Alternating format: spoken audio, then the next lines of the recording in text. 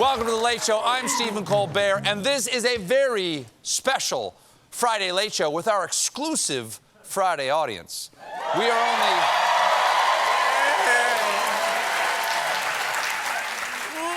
only 2 weeks away from Black Friday. And shopping may be even crazier than in previous years. Workers are in short supply, and businesses are getting desperate for staff. Some companies have started to remove nearly every hiring requirement, from drug tests to background checks. That might be a good thing. You don't know. After all, skipping drug tests and mental health exams is how Tesla found their CEO. Companies... Hi, Elon.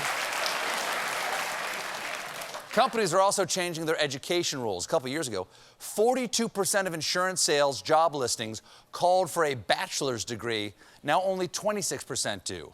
Of course, time has proven you don't need to be that smart to sell insurance. Now, we've got some... Took a second.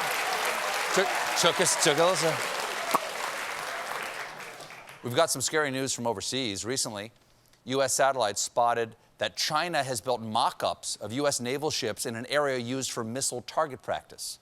They've built the missiles in the desert. Here's the guided missile destroyer. They also have an aircraft carrier. Wait a second, Jimmy, pull out. Why is that on a grid? Oh, no! They've sunk our battleship!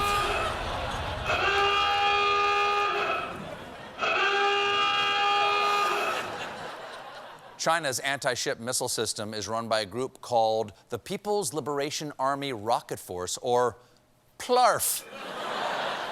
Also the name of the lesser-known Chinese bootleg version of ALF. And PLARF has gone high-tech because not only do they have these models, they've built a 6-meter-wide rail system with a ship-sized target mounted on it, which could be used to simulate a moving vessel. Okay, that sounds deeply troubling. Also, a lot of fun. China, please put it in Disney Shanghai and all is forgiven. Speaking of oppressive regimes, Twitter. Earlier this week, they unveiled a new product in America, the company's subscription service, called Twitter Blue. That is the new name, not as I thought, the past tense of the phrase, Twitter blows. Now, for three... Why not? There you go, fix that. For $3 a month, just $3 a month, you get features like an undo tweet feature that lets people set a 30-second timer before the tweet gets posted so they can revise any typos or any other mistakes. This is a major breakthrough. I mean, the only way to do that up till now would be to wait 30 seconds before posting your tweets. Speaking of trolls, the feds are catching up to those who took part in the insurrection on January 6th. And I'll tell you all about it in tonight's Seditionist Roundup. It behooves us to arrest these fools. Thank you, Horsey. The first dingus getting the book thrown at him is Florida man and member of SEAL Team Fanny Pack, Jeremy Brown. Back before the riot began, Brown was making plans and trying to recruit folks to join him. So he posted online, "We have an RV and van going, plenty of gun ports left to fill. We can pick you up." Well, if he wants to be squeezed into a tiny box with other criminals, he's about to get his wish. Next up...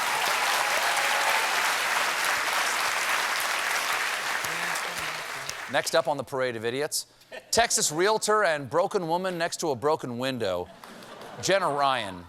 You may remember Ryan stormed the Capitol on January 6th, but didn't think she'd get punished. In fact, in March, she tweeted, "Definitely not going to jail. Sorry, I have blonde hair, white skin, a great job, a great future, and I'm not going to jail."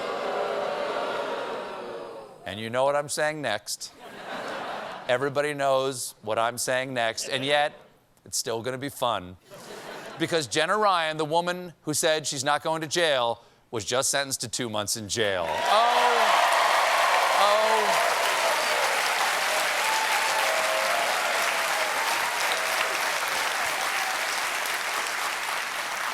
Oh, the irony. Bars she's going to be locked behind. Of course, just like the crime that got her thrown in prison, Jenna Ryan posted about getting locked up on social media. Yes, I'm going to prison, everyone. I'm going to prison because of a tweet that said I'm not going to prison. But it was a reply. It was a reply to a tweet. I said I'm not going to prison, but I was talking to a hater. And unfortunately, the DOJ saw it, and then they said, no, you are going to prison. Actually, no, you're going to prison for breaking into the Capitol. You just made it worse with the tweet. If only there was some feature where you had 30 seconds to undo a tweet. There's a market. The answer, my friend, problem is blowing in the wind. Next on the old roundup giddy up, Eduardo Nicolas Alvear Gonzalez, known online as the Capital Rotunda Doobie Smoker. Dude, I was listening to my MyPillow and it said the election was stolen by Hugo Chavez's ghost. Stop the steal and start the meal. I'm starving. Hey, you gonna eat all that podium, bro?